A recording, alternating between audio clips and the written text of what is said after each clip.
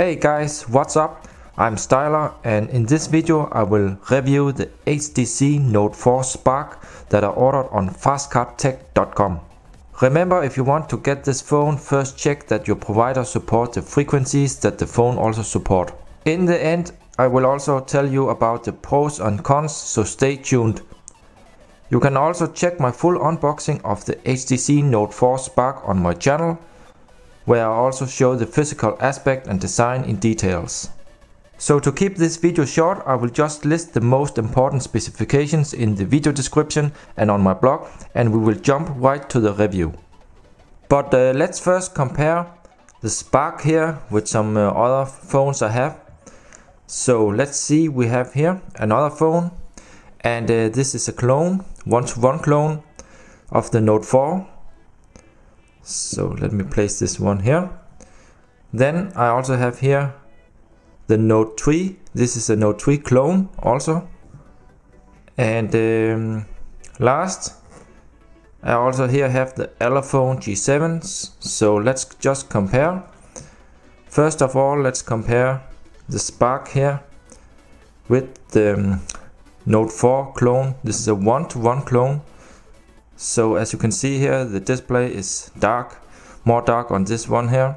And I must say, in terms of quality, the Spark here is much better than the one-to-one clone here of the Note 4, because the screen on this one is really thin, and it's really thick here on the Spark, so that's why I prefer actually the non-clone here. But as you can see, there's no logo on the Spark, while on the one-to-one, of course, it has Samsung logos on front and on the back. Let's see here from the side, from the top, and here in the bottom. Let's see here on this side here. Yeah, so what you also notice is that the Spark, this one here, is bigger than the one-to-one clone, and also there is no S Pen on the Spark. And let us also just compare here with the Note 3 clone. So this is an older clone, and also here you see the display is much darker here on the Spark. Let's see here from the side. We also see the design is of course different, and the back side. So let's see here in the bottom of the two phones. So this is the Elephone G7. So you see here the size, and let's see here from the side. So you see the Elephone is a little bit thinner, I would say, and the Elephone also have a metal frame here. This is metal, and also real metal here on the Spark. See here on the back. Okay, let me put these aside again, and let me just do a quick 360 degree of this phone here, so you can see the design. And what I especially like about it is the metal frame here. It feels really premium, but the edge here is a little bit sharp. For me it's not a problem, but for some people maybe they would say it's too sharp, but I think it's okay.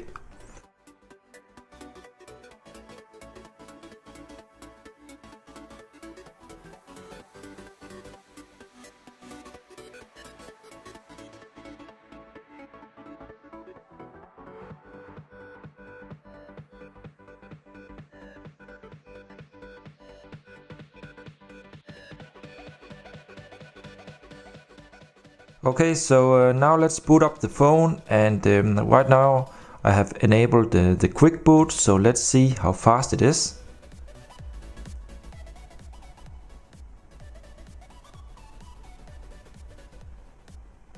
So you see, it's already here booted now. That was really fast. So with quick boot you can turn on the device almost instantly.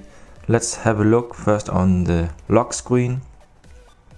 So I must say right now I have Go Locker installed instead of the stock lock screen. The stock one just looked like something from Samsung, from the Note 4 or from the Galaxy S5. But I don't really like that kind of lock screen, so I just installed Go Logger because it also supports themes and so on. And with this one I can swipe to here to go to the dialer directly or open up the camera. Okay, so let's unlock, and you see here the UI right now. And if you want to see the original UI, go check my unboxing video. And in the unboxing video I also show you how the flip cover, the S-View cover works. So right now I'm using here another launcher, and this launcher is called KK Launcher, and it's a mix of Lollipop and KitKat. So let's just have a look. You can see here we have here icons just like in Lollipop, and let's just try here to check the speed. So as you notice, the speed is pretty good, it's smooth, so there's no lag. And let's go to the app drawer here, let's check here. Okay, so that's also pretty nice. We can go and check out the widgets, and here we have all the widgets. Let me just scroll a little bit here, and you see also smooth and fast. Let's go back again, and let's also have a look on the viewing angles. And I will now turn off the light so we can have a look. Okay, so now the light is off, and here you can see the viewing angle is really good. Let's try from this side here. You also see really nice viewing angles. Let's try from this. Let's also try from the top. So it has really good viewing angles. Let's also check LCD test here, and let's check for any back bleeding. And normally you can see this on black wallpaper. So here you see all black, so nothing bad. So this display is definitely a good display. So let us have a look here on the reception, and you see here that I'm getting 4G it says, but in fact this is just 3G. Actually it says here R4G. R is because I'm roaming on my SIM card. 4G is because it's on data, but in fact this will be 3G. But you can see it works, and I'm getting like H or H plus speed on this phone here, and I must say it works stable and good. And let's also here have a look here on the Wi-Fi. So you can see the Wi-Fi is in top. My network reception is also really good. Let's have a look here on the toggles here, the quick toggles, so you can see. And let's go back. Let's just swipe down normally here. You see also, you can also see here what brightness I'm using right now. And you can here also scroll in these. Let's go here to the settings, and let's have a look what we have. So we have support for flash alert. Here we see in more. Let's go to the device. We have here home. You can set up more launchers, and right now I'm using the KK launcher here. This is the default launcher. We have here audio profiles. We have here sound enhancement. Let's see in display. We have support for clear motion. You can set how many minutes it should sleep the screen, daydream, font size, and so on. Let's see in the bottom here. We also actually have here settings for the S-View window color and the sleep. We have here for the sensor, G-sensor calibration, and so on. So that's good. We have here storage. So in the storage we see we have 2 GB for the internal storage, and the rest here in the phone storage. Of course you can also use SD cards in this phone here, but so far it was not needed. All my apps is installed right now on the phone, and still you see I have here 864 MB available. Let's see in battery. So here we have support for the CPU power saving mode. We have here gesture sensing, So here you can enable air gestures for the gallery, music, camera and so on. In apps, let's see what we have here in running. And I guess this is fake, because actually here it will show 1.2 GB used and 1.8 GB free.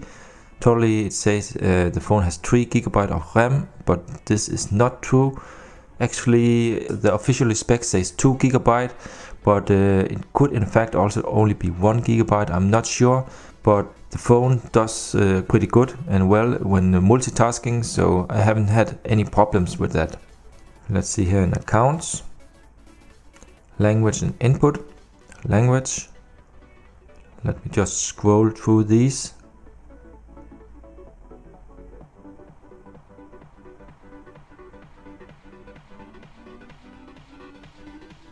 You can add more accounts and you can see my accounts here. We have more. So here we have settings for the notification light. Let's see, we have here different colors, I believe, yeah. So inside here I believe we can set up the quick boot, or you can disable it. We have developer options. Let's have a look in about. So here we have the Android version, it's KitKat. And this is true KitKat because I also tested out the Google camera from the Play Store, and this is also working.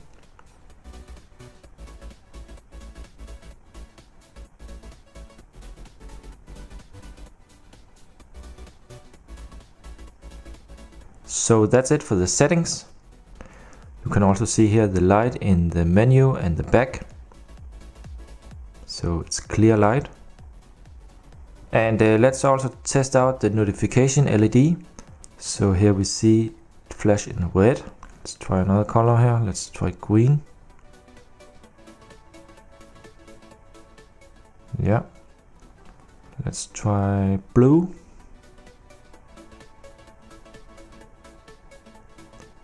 Yeah, in blue.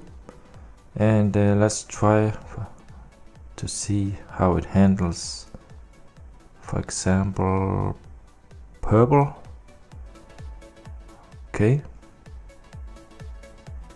So no, that's not purple really. So it seems to flash between two colors here. Okay. And here we also have the normal camera app here. But I also installed the Google camera. Let's just try to test this. I have here two cameras, you see. So here this is the normal camera app. And this is the Google camera app. But you can see it does work.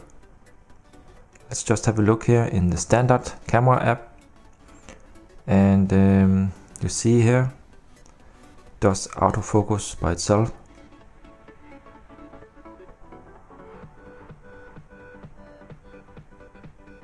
Yeah, let's try here to test some pictures.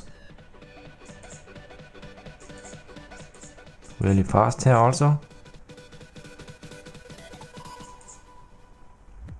Let's have a look. So you can see the quality is really good. Not bad at all. Good details. Also when you zoom, really close. Let's go back and let's have a look here in the settings. I believe these are pretty standard. We have panorama, face beauty and so on. We have here gesture capture, so you do like this when using the front camera and it will do a picture. We have here the settings and let's see here first. Here, picture size 16 megapixel, we can set it to full screen or standard. Camera mode, video quality high or fine. Okay, so for camera samples in full resolution, I will provide some samples in the video description, so don't forget to check these out. And let's also quick check out the front facing camera.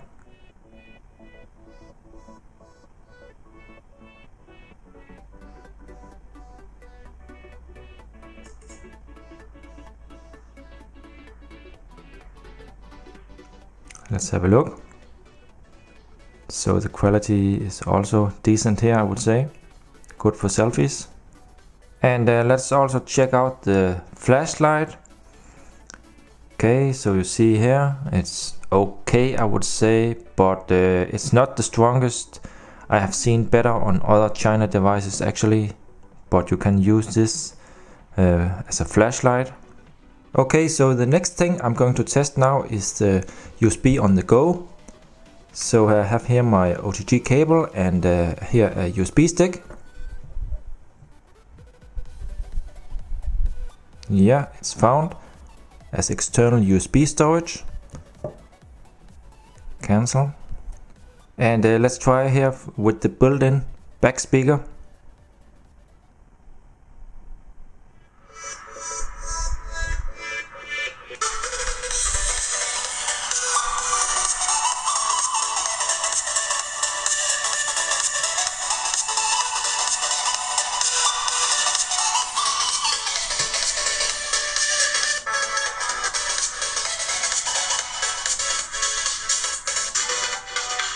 Okay, let's go back and let's try out some pictures.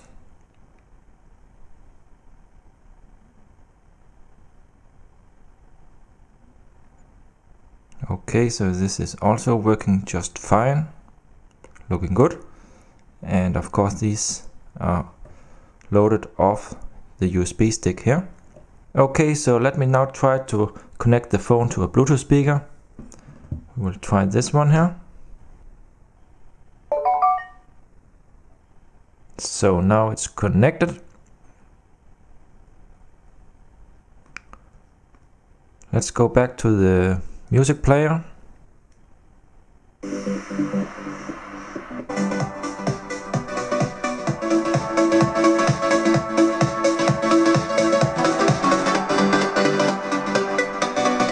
Okay, so this works perfectly fine, and it's also really loud, as you can hear.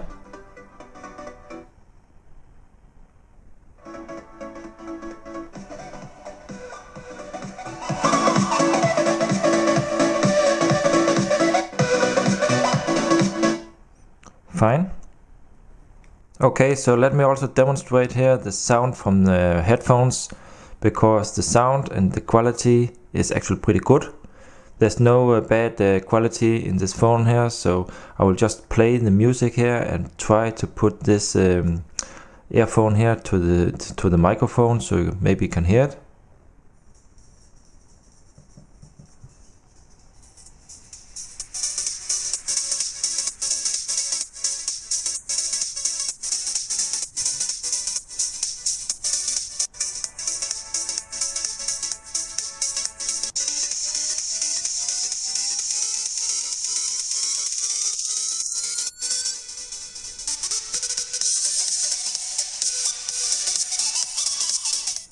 Okay, so you can hear the music is loud and clear. Okay, let's try out a test call.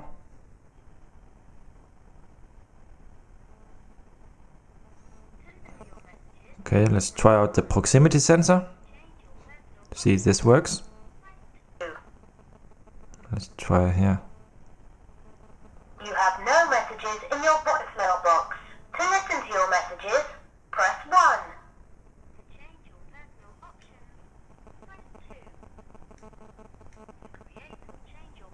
Greeting, press 1.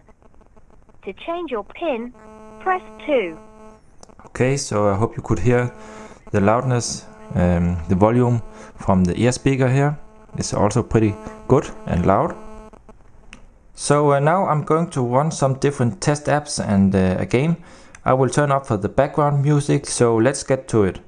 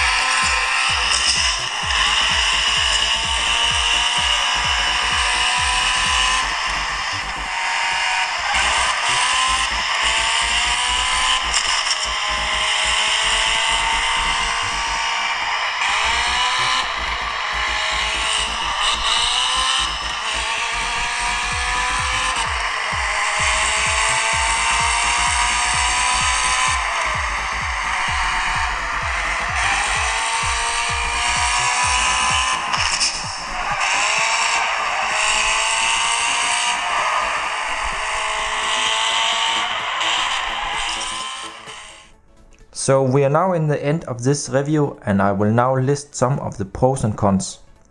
So first to the pros. The battery time is what I would call good, and for me it lasts one whole day. It has no battery drain in standby mode, and it is not bad like in some of the one-to-one clones that you can find. Also remember that you get 2 batteries with this phone, so that's a nice thing. The phone is smooth with a lot of octa-core power and is enough to play 3D games and do a lot of multitasking. The phone supports OTG, 3G, H+, GPS and air gestures, which are some good features to have. The screen and overall build quality of the phone is really good, also because of the metal frame, which looks and feels really premium. It is very solid, and the display is much thicker than on the one-to-one Note 4 clones that I have tried. And last but not least, I think for the price, it makes this octa-core model a very good alternative to the Note 4. And this one, unlike many one-to-one clones, you can actually use as a daily phone. So to the cons are that this phone is not a real one-to-one clone of the Note 4. I'm sure some people are only looking for that, and if that's the case, then this phone is not for you. Also, it comes without any kind of logos. Also, it doesn't include the S Pen, but to be honest, the S Pen on clones are normally just crap to use, so I haven't missed that a second. The specification says that this phone has 2 GB of RAM, but I'm not 100% convinced that it actually has real 2 GB RAM. It could also just be 1 GB, but still it handles heavy multitasking pretty good, so it doesn't really concern me that much.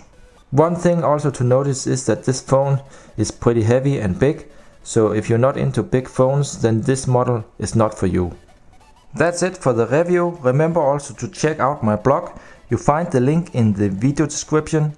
If you think I forgot something or have any questions, please comment below.